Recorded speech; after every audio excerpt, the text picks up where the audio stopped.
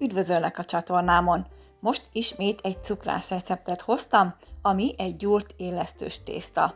A fonott kalács is ugyanebből a tésztából készül, most viszont brióst és cukros kiflit sütöttem belőle.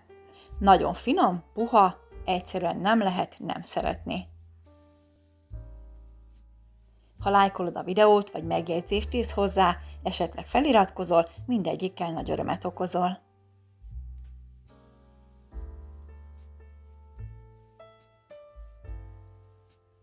125 g tejet egy kicsit megmelegítettem, belemorzsoltam 12,5 g friss élesztőt, szórtam bele egy keveset a kimért 25 g cukorból, és félretettem pár percre, hogy az élesztő felfusson benne.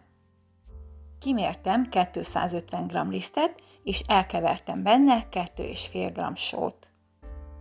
Hozzáadtam egy tojássárgáját, a 25 g cukor többi részét, 2,5 g vaníliás cukrot és az élesztős tejet. Elkezdtem összedolgozni a tésztát.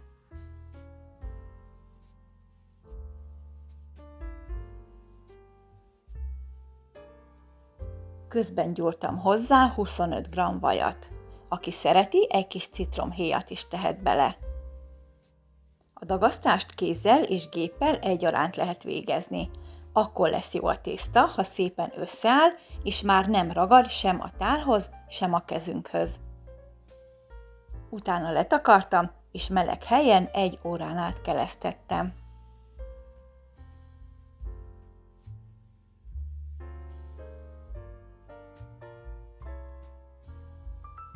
Utána 7 részre osztottam a tésztát. Mindig leszoktam mérni mérleggel is, hogy mindegyik rész egyforma súlyú legyen. Jelen esetben 64 g-os darabok lettek belőle. Mindegyikből gombócot formáztam.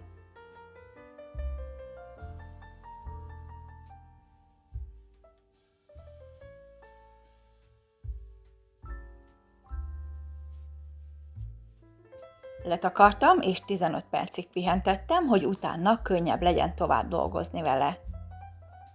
Rudakat sodortam belőlük. Szilikonlapon dolgoztam, így nem kellett pluszban alálisztezni.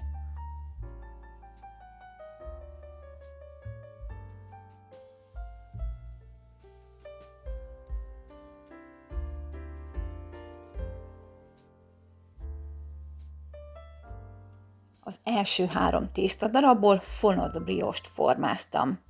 A tésztarudakat középen ketté vágtam, az egyiket függőlegesen letettem, a másikat pedig keresztben ráfektettem. A függőleges szál felső részét lehúztam, és az alsó részével együtt keresztbe tettem. A vízszintes tészta egyik végét felül, a másik végét pedig alul hoztam le az előzőleg készített csomón. A végeket összecsíptem, és behajtottam alá.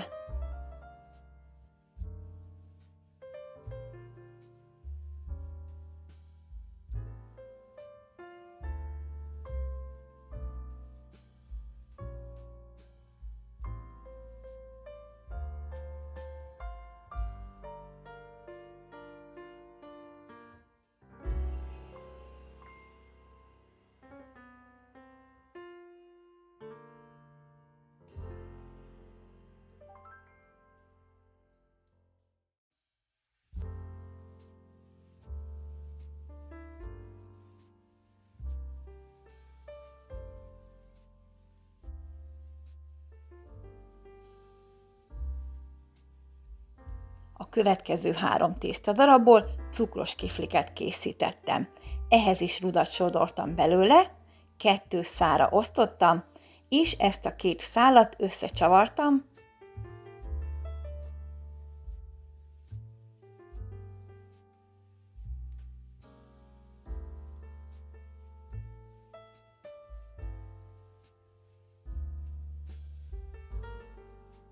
majd kifli alakúra formáztam. Az utolsó tésztadarabból pedig egy egyszerű, 1 szálas briós lett, ehhez a rudat feltekertem csiga alakban, a végét alátéve pedig megemeltem a közepét.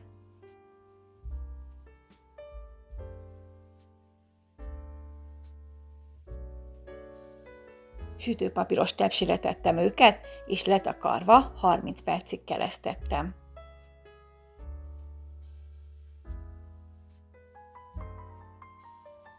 A cukrász szakkönyv ilyenkor ír még rá egy tojással való kenést, de szándékosan nem tettem, hogy a tojás ne ragadjon rá a konyharuhára.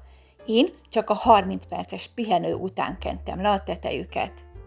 Ha előzőleg esetleg lekented, akkor 30 perc múlva szintén le kell kenni. A csavart kiflik tetejére pedig kristálycukrot szórtam. Utána betettem a már előmelegített 180 fokos sütőbe, és körülbelül 30 percig sütöttem. Kedvenc receptjeimet a Facebookon is megtalálod a leírásban lévő linken. Hihetetlenül puha lett, alig vártam, hogy megkóstolhassam.